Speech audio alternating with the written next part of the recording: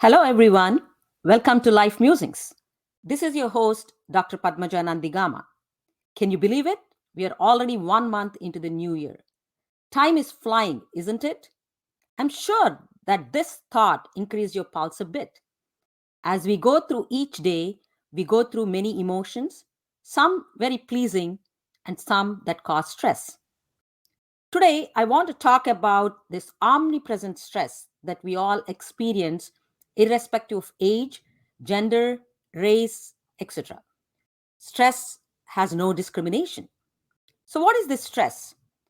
World Health Organization defines stress as any type of change that causes physical, emotional, or psychological strain.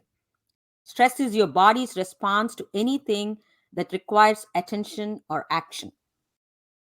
Everyone experiences stress to some degree. The way you respond to stress, however, makes a big difference to your overall well being. Stress affects both the brain and the body.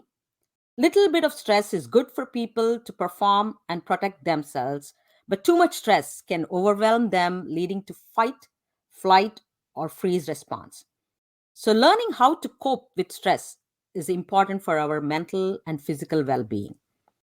Sometimes a small amount of stress can help us to complete tasks and feel more energized. But stress can become a problem when it lasts for a long time or is very intense. In some cases, stress can affect our physical and mental health. Chronic stress, the stress that occurs consistently over a long period of time, can have a negative impact on a person's immune system and physical health. If you're constantly under stress, you may experience physical symptoms such as chest pain, headaches, an upset stomach, trouble sleeping, or high blood pressure. I, for one, suffer from severe gastric reflux when I'm stressed. I do know a lot of people who suffer from various ailments which are stress induced. So, to talk on this topic of stress and how it influences our physical and mental health and how to manage this stress, I would like to invite my good friend and my guest for today, Dr. Shoba Mendu. Dr. Shoba is a native of India and has been with Gastroenterology Associates of Tidewater since 2010. She's on staff at Chesapeake Regional Medical Center in Chesapeake, Virginia. Dr. Shoba graduated from medical school from University of Health Sciences, Andhra Pradesh, India. She did her internship from Wayne State University, completed her GI fellowship at Johns Providence in Detroit in 2008. She served as chief of endoscopy at CRMC and several positions at GAT-GI. She is a principal researcher of few clinical studies. Apart from being busy in her profession, her personal interests include spending time with her family and friends, running, biking, reading, and traveling. So here we go. Welcome to Life Musing, Shoba. Very pleased to have you here. Thank you so much, Padmaja. I appreciate the opportunity more. Thank you for having me today. Yeah. Thank you for agreeing to be on this show in spite of your busy schedule. So let me ask you this question. How stressed are you today? Definitely more than my usual. But you are a pro. You are a pro in managing your stress, aren't you? I try to over years, I have to say, like everybody else, I've been in during residencies, and those are the most stressful times Right. in any medical professional's life. Um, I did not know how to cope with it, and it did impact my health in some ways. But Mm-hmm. over time, I have learned a few ways to Mm-hmm. help with managing my stress and anxiety, Right. and it has helped me tremendously. Yes, definitely. And I think you're going to share some of your work-life balance strategies here with us. So before we go on to that, let me ask you this question, Shoba. How does stress affect, our gastrointestinal system? Because this pertains to your specialty here. Yes, Padmaja. Stress, like you just mentioned a few minutes ago, can affect anything in the body, right? It Mhm. can affect your mind, it can affect your body, your cognitive abilities, and especially all organ systems cannot, are affected by it. And GI disorders are no exception. Mhm. In fact, I would say that gastrointestinal tract is the most innervated organ system in the body. So there's more nerve endings there. So Mhm. obviously, stress will have more impact on GI symptoms. Mhm. The common symptoms that I see that get worse with stress and anxiety is, like you mentioned, reflux disease. Mhm. It can worsen abdominal pain symptoms. Mhm. Inflammatory bowel disease patients, a lot of my patients come in with exacerbated symptoms and bleeding Mhm. when they're excessively stressed despite being on medications. Wow. Can affect their weight. And Mhm. sometimes people lose weight and sometimes they gain weight, which has its own impact on overall health Mhm. and the GI system. So it Mhm. can make a lot of disorders worse. Wow. So in my own case, I have observed that my anxiety increases my GERD. So do you think there is a influence of this psychological impact on this GI tract? You're very right in your observation. It absolutely has, and there's many papers already published about the Mhm. effects of stress and anxiety on GI disorders. Right. But there is good news. There's Mhm. ways to that'll help you Mhm. make these symptoms better for yourself, Mhm. and techniques and diet, if you follow them, will definitely help with these symptoms. Yeah.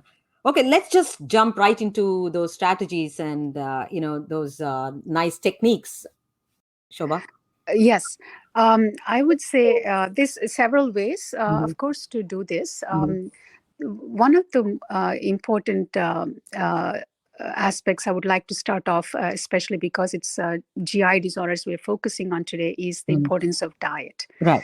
Now, everyone knows, and must have heard this saying that what you eat is what you are.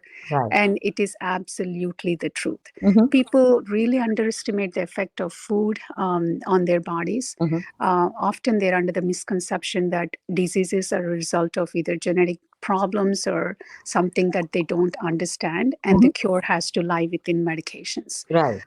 Of course, there is a role for medications, Mhm. but diet has a bigger role than medications. Right. Despite taking medications, like you probably observed in your own case, Mhm. or most patients can relate to this, Mhm. their symptoms don't improve even though they're taking maximum doses of medications. Right. And if you think about it, it's because they cannot cure all your symptoms, especially if they're stemming from stress and anxiety, right? Yeah. So you have to change your lifestyle. You have Mhm. to change the way you eat. You have to change your habits, Mm. and that will have a greater impact, and will yield greater results for us.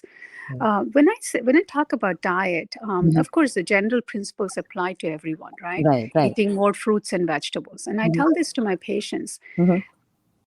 a single fruit or a single vegetable Mhm. has usually more than 20 nutrients in it, right? Wow. Or Right. probably a lot more than that. Mhm. If we think a lot of people think that if they take supplements, that Mhm. they're going to be in good health, that they're going to get all the benefits of eating fruits and vegetables, and I disagree completely with that. Mhm. You cannot have enough number of supplements to compensate for eating even one or two fruits in your life. So Definitely. having a mixed variety of fruits and vegetables is very key. Mhm. Drinking a lot of water, Mhm. avoiding stimulating substances like excessive coffee drinking and tea. That's also going to be important. Right. At the same time, I will make a pointer here saying that not one glove fits all. So Mm. it doesn't mean that everybody can eat every single vegetable or Mhm. every single fruit and feel better, right? Mhm. Right. It depends. You have to personalize your diet to Mhm. yourself because you're very different Mm-hmm. as a person in terms of health and symptoms, Mm-hmm. to compared to even your siblings or your kids. So you have to understand who you are, what your symptoms are, what your conditions are, what medications you're taking, Mm-hmm. and then change your diet accordingly to Mm-hmm. make yourself feel better. Now, Right. how would you know that? A lot of patients come and ask me like, what should I eat? What should I drink?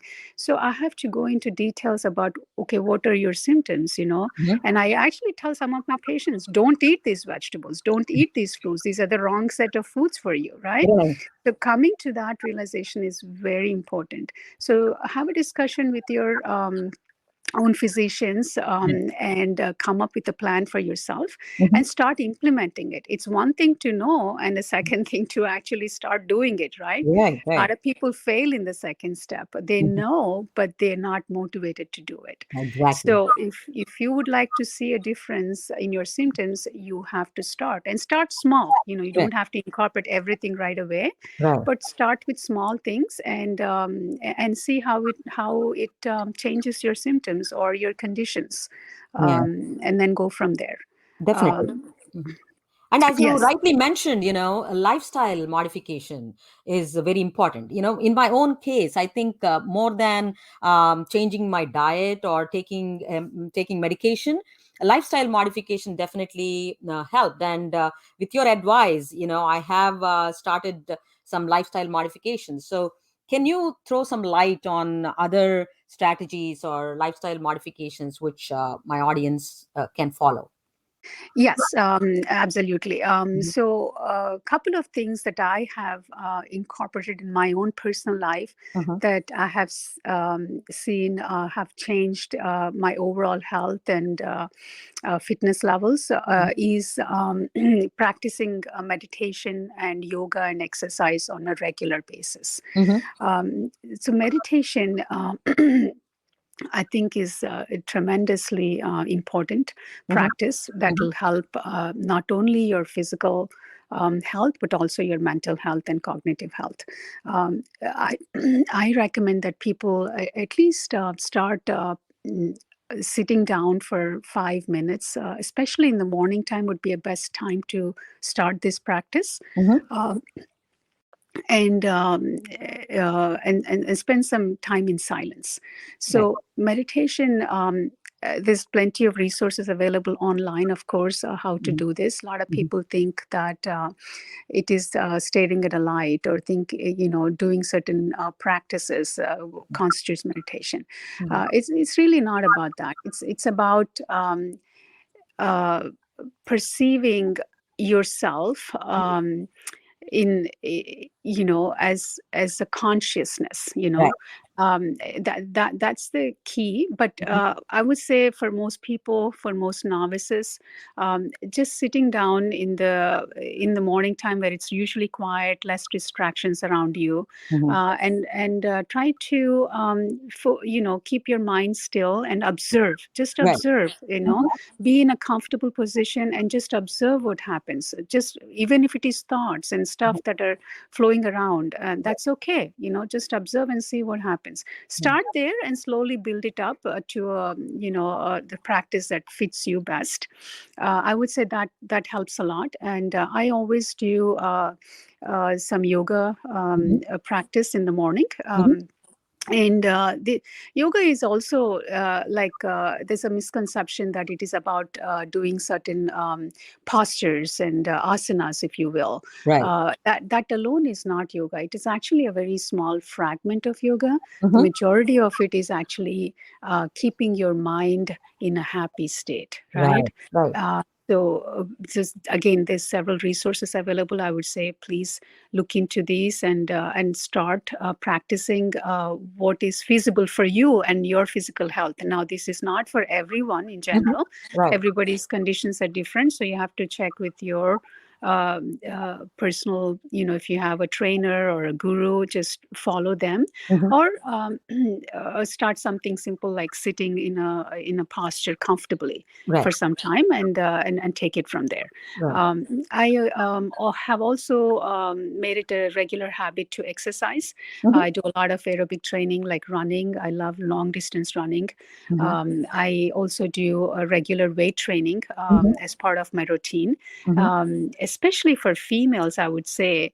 Mm. After 50, this is going to be extremely important to decrease the risk of osteoporosis, which is the single most important reason for fractures and stuff like that, especially women after 65. Wow. So it is going to help everyone, and especially women after 50. So try to start these kinds of practices. Now, all these things, interestingly, release endorphins, dopamine levels, right? These are your Right. happy hormones.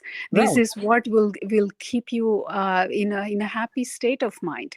Right. When Right. your mind is happy, you make better decisions, you talk better with people, your relationships will improve. Right. Needless to say, of course, the health will improve. Yeah, and the stress levels will come down. Completely, right? Right. Right. Yeah.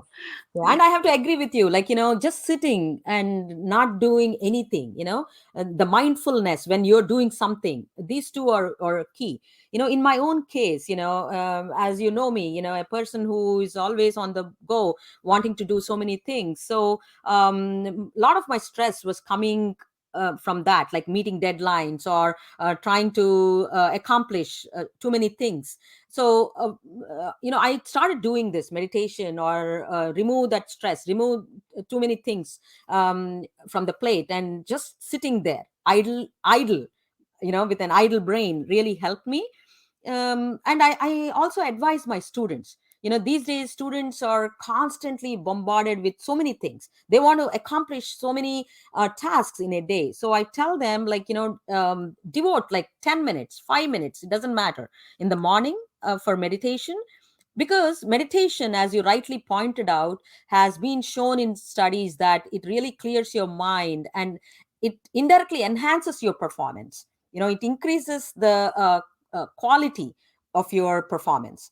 So it's definitely a great tool. And also, I would like to point out, like, with so many distractions going on, you do agree that there's so much of addiction to the social networking. Yes, there are positive things that are needed from the social networking, but people take a step further and get addicted to it. They're constantly looking at their phones or their news feeds, and that causes a lot of stress. So what do you say on that topic, Shoba? Yes, cannot agree with you more, Padmaja. There is Right. too many distractions, Right. especially it affects all age groups. Right. Unfortunately, I would say that the effect would be a little bit worse on younger minds, Right. especially students, in Mhm. school, because they have to focus on so many different things, and their attention is constantly deviated because of these distractions. Everybody's on Instagram. Everybody's wants to know what's going on with their friends. So what are they wearing? Where are they going? Right? Right. And what are they missing? And I think in one of your podcast, I've heard this. Don't get into this mode of fear of missing out, right? Right. And I Right. loved Okay. your phrase, joy Right. of missing out. Right. Understand the joy of missing out. Right. When you actually take some time off, Right. and you'll realize all these things are not important, right? Right. Right. They're not going to change your life in any significant way. It's Hmm. just your curiosity overwhelms you, and you just want to know. Unfortunately, if it is left there, it's okay. But what it does is it causes that sense of um, lacking, right? Right. When you see all these perfect Yeah. pictures and perfect stuff that is posted all the time, you're Yeah. under the impression that that's how their lives are for the rest Yeah. of the day. But Right. we all know that's not the truth, right? Yeah. Life happens to everyone. We all, experience other, day-to-day stresses and Right. stuff like that. So, Yeah. but we don't look at that on the social media. But Yeah. that's all right, just coming to the realization that Mhm. this is only a figment of their life that Right. you're watching, and Yeah. their life is no different than yours. Mm-hmm.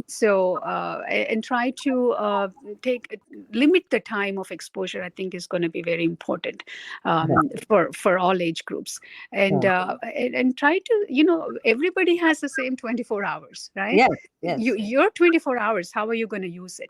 Now, one Right. of the strategy I will tell you that will help everyone is and to have a schedule. And I think you mentioned the importance of this on one of your recent podcasts. Is Right. it is absolutely important to know how your day is going to be, right? Either Exactly. you come up with a strategy at the end of the day for the next day and Mm-hmm. visualize a Right. schedule for yourself. Right. That is going to be very helpful in how you utilize the time that is given to you. Everyone has plenty of time Right. and extra to do all these things, to do Mm-hmm. their work, to Mm-hmm. incorporate meditation, to Mm-hmm. incorporate exercise that is going to help them personally and Right. make them better people. But Mm-hmm. have a schedule so that you can follow. Let's Right. say you can't follow it, that's okay, that's no big deal, but have Right. a schedule again the next day, so the chances are going to be higher that Right. you're going to follow that schedule at some point. Right. But not having one is going to start off your day in a lot of confusion, so Mm-hmm. I think you'll end it with more dissatisfaction. Right. So I would say that try to start having a schedule for yourself. Right. And the one other habit that has helped me, and I'm sure will help everyone, is to get into the habit of writing down, Right. journaling everything. Mm-hmm. And I usually say at the end of the day before going to bed is the best time to do that. That Right. not helps in many ways. One is it shows you what we are eating on a Mm-hmm. day-to-day basis and how it is impacting your thoughts, your health. Right. Write all those things down, and Mm-hmm. have some, write down your reflections about Mm-hmm. how your day went. Mm-hmm. What is it that you could change for tomorrow, or is Right. there anything that you would do again and again because it's Mm-hmm. making you feel better? Right. All these little tools are going to be very, very helpful Right. in reducing your stress and anxiety levels. Yeah. Yeah. I mean, as you rightly pointed out, everyone should give up on FOMO, fear of missing, but instead cultivate JOMO, joy of missing. I also like that term, JOMO, right? Yes. Yes. Yeah. And in your practice, have you seen increase in the stress levels and stressing induced gastric issues after COVID or We during? Yeah. absolutely have. Mhm. We absolutely did. In fact, I would say that that's the only thing we saw right after Right. COVID and during COVID. Right. There were a lot of patients whose main complaint was worsening reflux, worsening abdominal pain, and other GI symptoms, Hmm. especially during COVID time. And Right. there were many reasons for it. The Hmm. topmost, I would say, is the stress and anxiety of not knowing Hmm. if they would get COVID, or what would happen if they get COVID, and what would happen after that. Right. And and there was so much death and suffering around them Hmm. that it was understandable that most patients or most people were stressed.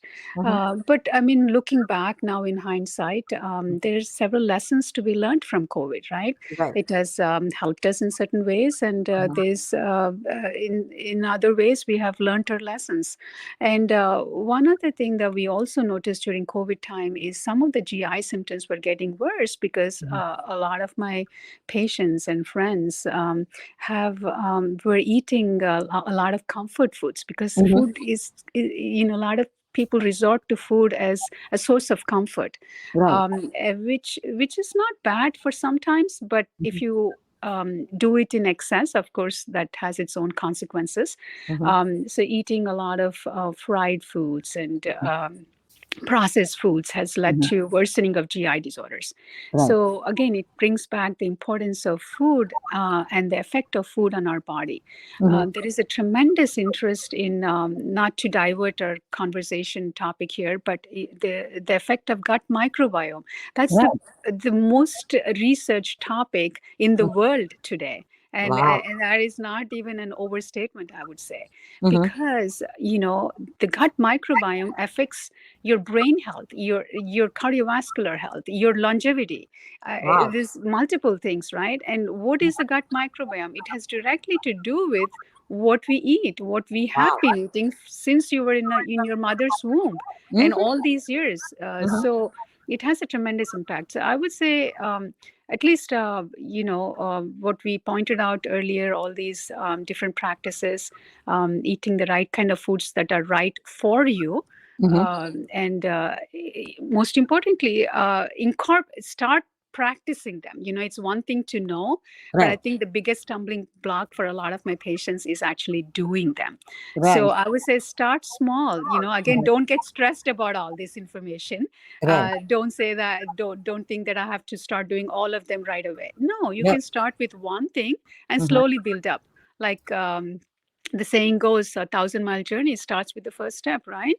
Mhm. So start with one thing. So if you want to take one point home today, I would say,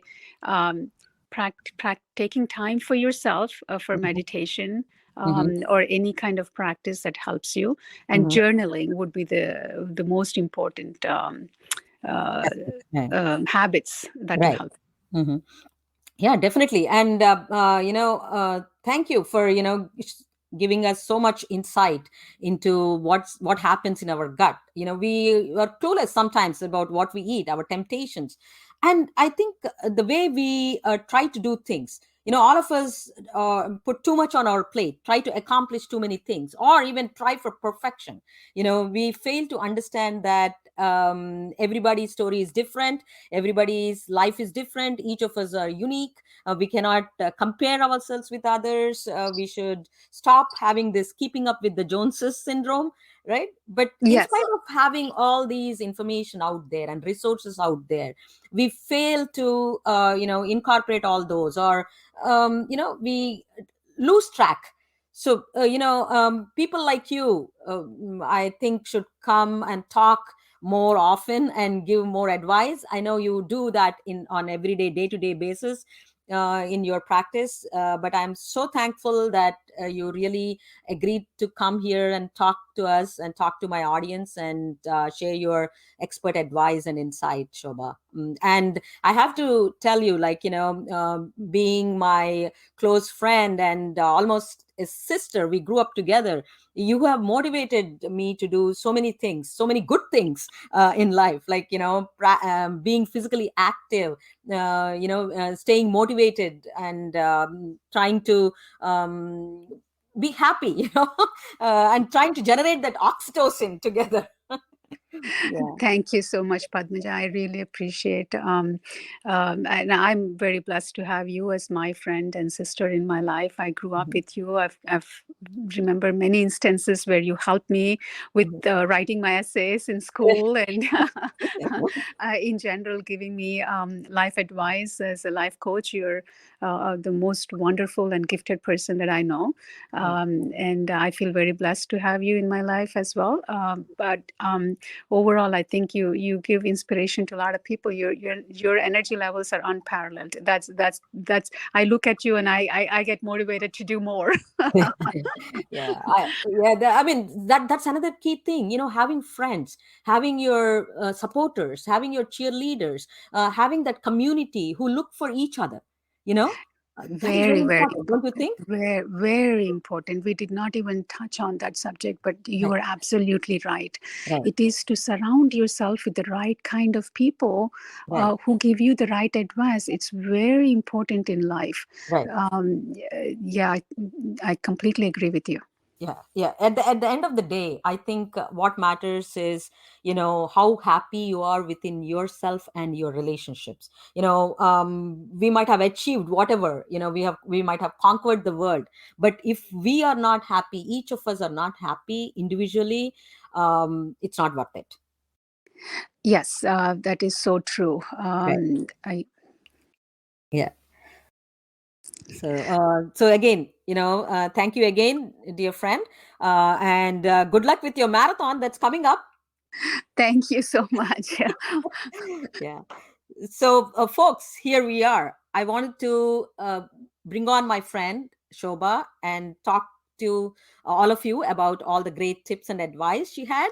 So, following a healthy diet and having adequate sleep, regular exercise, going on nature walks, social contact with friends and family, and as Shoba rightly pointed out, journaling, having a purpose in life, and most importantly, having gratitude for all that you have in life will add years to your life and life to your years.